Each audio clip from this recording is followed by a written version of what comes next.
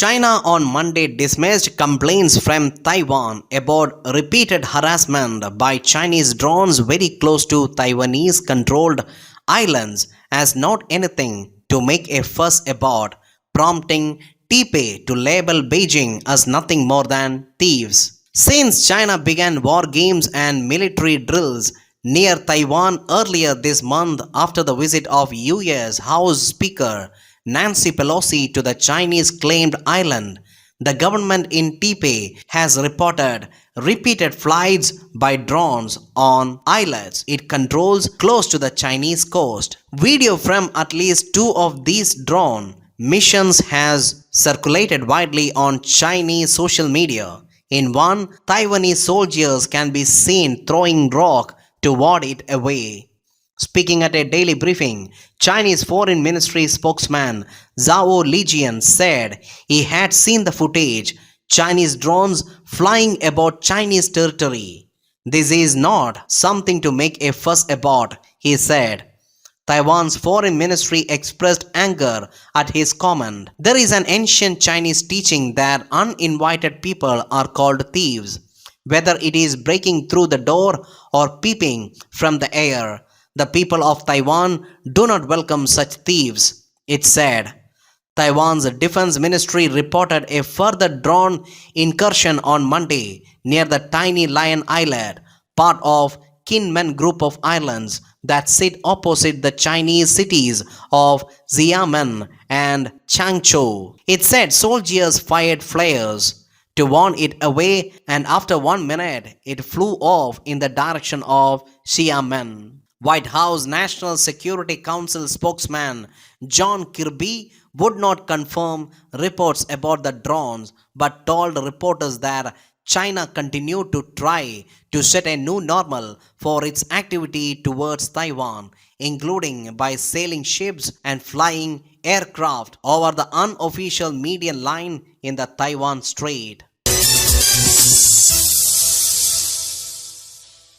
UN Chief Antonio Guterres on Monday called for restrained in Iraq and asked all parties to take immediate steps to de-escalate the situation as Baghdad's green zone descended into chaos, according to his spokesman. The Secretary General has been following with concern the ongoing protest in Iraq today, during which demonstrators entered government buildings. Stephen Dujarric said in a statement. He appeals for calm and restraint and urges all relevant actors to take immediate steps to de-escalate the situation and avoid any violence, Dujarric added. The Secretary General strongly urges all parties and actors to rise above their differences and to engage without further delay in a peaceful and inclusive dialogue on a constructive way forward. Baghdad's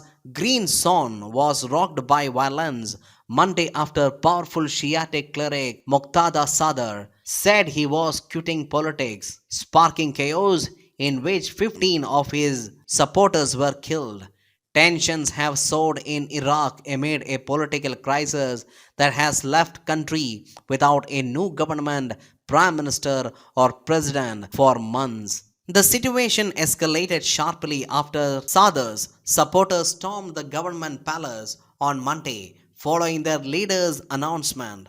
By evening, at least 7 shells had fallen in the high security green zone, which houses government buildings and diplomatic missions, a security source told AFP on condition of anonymity. It was not immediately clear who was behind the shelling, which was followed by the sound of automatic weapons being fired in the green zone.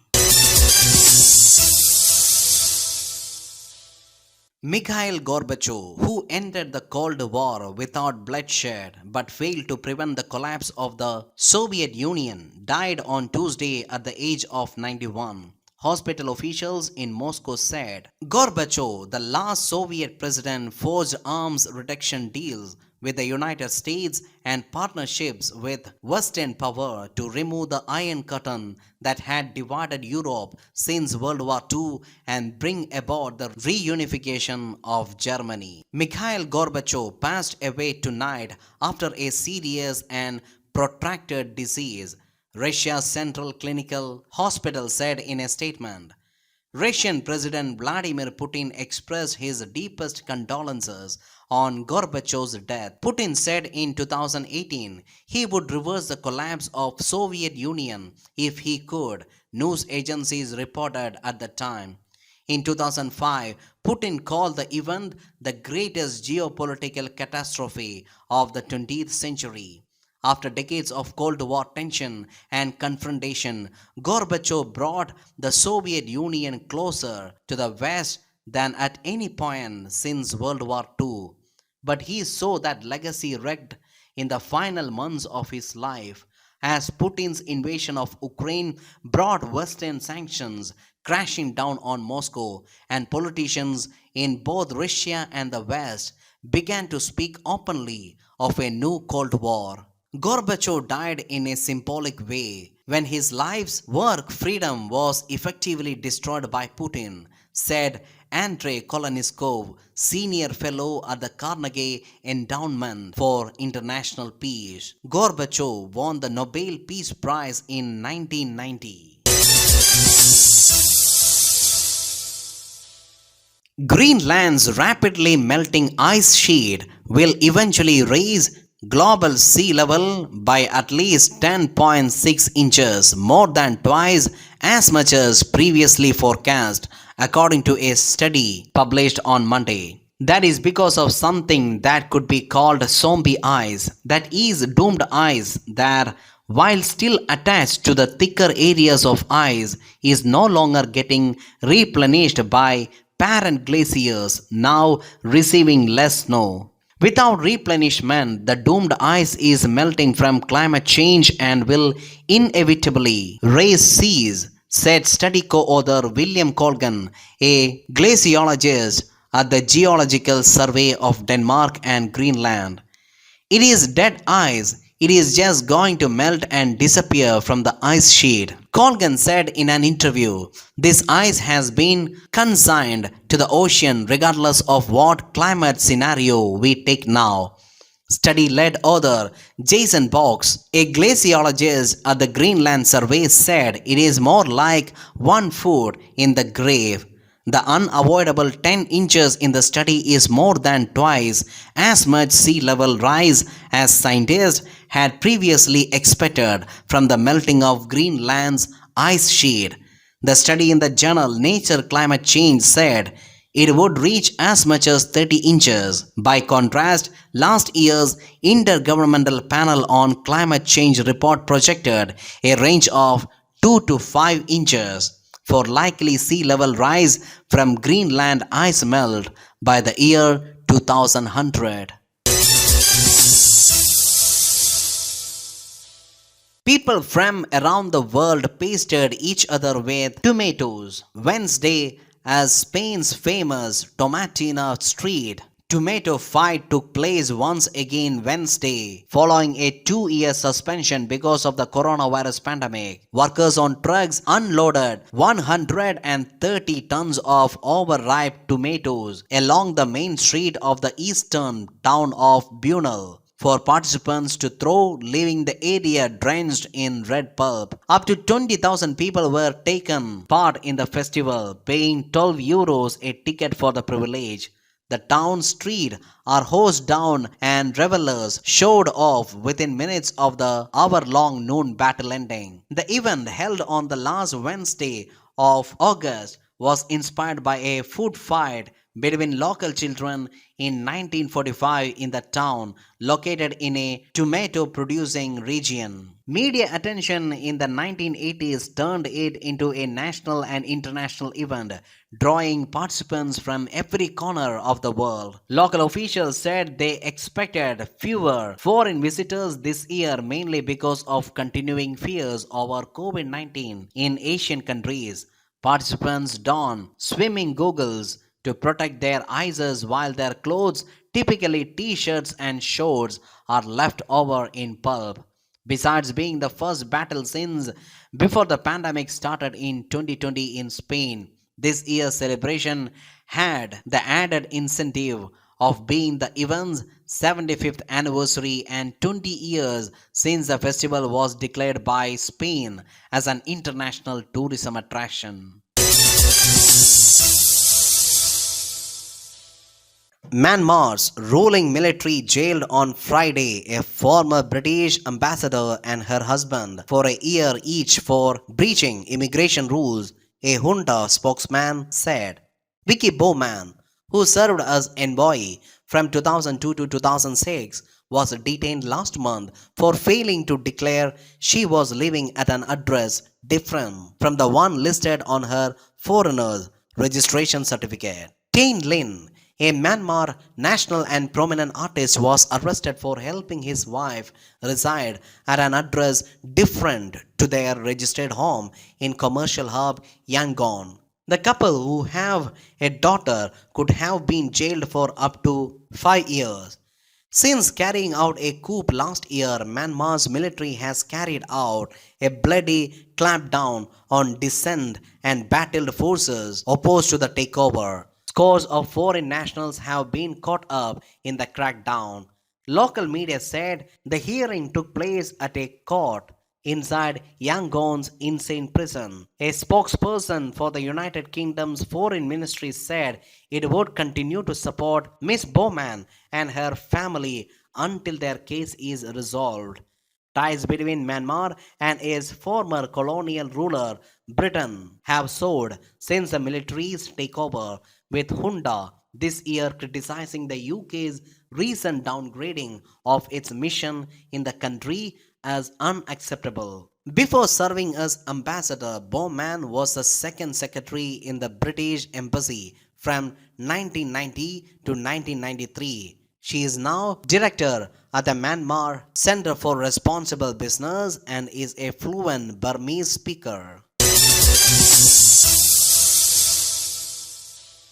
A team of UN atomic energy experts set out on Monday for Zaporizhia nuclear power station in Ukraine after months of rising tensions between Ukrainian and Russian forces who have accused each other of shelling the plant. In a tweet, Rafael Grossi, head of International Atomic Energy Agency IAEA, said that he was proud to lead the agency's support and assistance mission to Zaporizhia, which has been occupied by Russian forces since shortly after their invasion of Ukraine. The day has come to protect the safety and security of the plant, which is Europe's largest, Mr. Grossi wrote. Once the IAEA team arrives in Zaporizhia later this week, Mr. Grossi indicated that the experts' priorities include carrying out damage assessments and evaluating whether safety and security systems remain functional. Other urgent tasks also include checking on the welfare of Ukrainian staff still running the plant, which houses 6 of country's 15 nuclear reactors. In recent weeks and months, Mr. Grossi has issued repeated calls for access to Zaporizhia while also urging all military personnel to fall back from the plant so that it cannot be deemed to be a target. During a Security Council meeting prompted by the crisis earlier this month, the IAEA Director General said that time is of the essence, given the uncertainty of the situation and massive potential threat of a nuclear accident. Information received from Ukraine and Russia about the status of the facility had been contradictory. The IAEA noted at the time regarding its operation and damage sustained.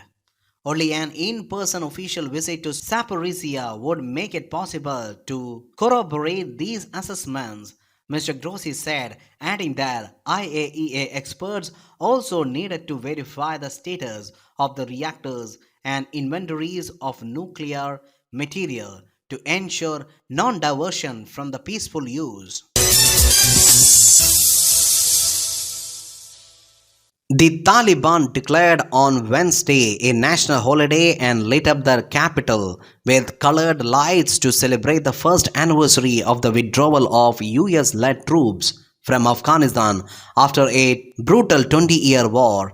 The country's new rulers, not formally recognized by any other nation, have reimposed their harsh version of Islamic law on the impoverished country with women seized out of public life. But despite the restrictions and a deepening humanitarian crisis, many Afghans say they are glad the foreign force that prompted the Taliban insurgency has gone. The withdrawal of troops at midnight on August 31st began last year, ended America's longest war, a military intervention that began in the wake of September 11, 2001 attacks in New York. Some 66,000 Afghan troops and 48,000 civilians were killed in the conflict, but it was the deaths of US service members, 2,461 in total, that became too much for American public to bear. More than 35,000 troops from other NATO countries were also killed. The burden of war in Afghanistan, however, went beyond Americans, the US military said Tuesday. 2 weeks before the end of last year's withdrawal, the Taliban seized power following a lightning offensive against government forces. Banners celebrating victories against three empires, the former Soviet Union and Britain, also lost wars in Afghanistan, were flying in Kabul on Wednesday. Hundreds of white Taliban flags bearing the Islamic proclamation of faith flew from lampposts and government buildings. Turkish President Tayyip Erdogan accused Greece on Saturday of occupying islands in the Aegean Sea that have a demilitarized status and said Turkey was prepared to do what is necessary when the time comes. Historic rivals while also being fellow members of NATO, Turkey and Greece have been at odds over issues ranging from overflights and the status of Aegean islands to maritime boundaries and hydrocarbon resources in the Mediterranean as well as ethnically split Cyprus. Ankara has recently accused Athens of arming the demilitarized Aegean islands, something Athens rejects, but Erdogan had not previously accused Greece of occupying them. Your occupying the islands does not bind us. When the hour comes, we will do what is necessary, Erdogan said, speaking in the northern province of Samsun. Greece reacted by saying it will not follow Turkey in its outrageous daily slide of statements and threats. We will inform our allies and partners on the content of the provocative statements to make it clear who is setting dynamite to the cohesion of our alliance during a dangerous period, the foreign ministry said. Turkey has recently been angered by what it said is harassment of its jets by Greece forces. Ankara has said that S-300 air defense systems used by Greece had locked onto Turkish jets during a routine flight. Turkey celebrated Victory Day on August 30, a national holiday commemorating Turkish forces driving out Greek forces in 1922. On Saturday, Erdogan also called on Greece to not forget Izmir, referring to the Turkish victory. Sub-Saharan Africa remains the region with the most children out of school, 98 million, and it is also the only region where this number is increasing. The Central and Southern Asia region has the second highest out-of-school population with 85 million. No one can accept this situation, said Andre Azoulay, the UNESCO Director General, underlying the need to respect every child's right to education. In view of these results, the objective of quality education for all by 2030 set by the United Nations risk not being achieved, she warned.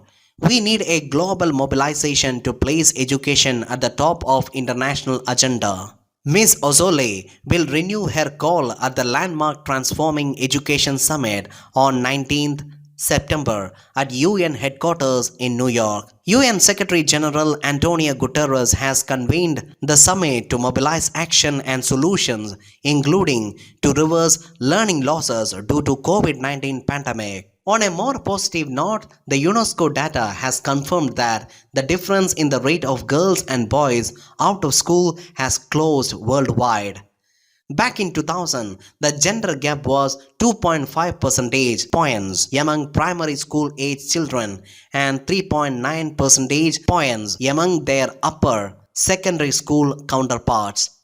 This gap have been reduced to zero, although regional disparities persist. Uncertainty clouds Ukraine's return to class. Relatedly, 4 million boys and girls in Ukraine are facing the start of an uncertain school year, the head of the UN Children's Fund, UNESCO, said on Thursday. Catherine Russell concluded a 3-day visit to the country where she met students, parents, and teachers scared by the war, now in its 7th month. Thousands of schools across Ukraine have been damaged or destroyed due to the fighting, with less than 60% deemed safe and eligible for reopening.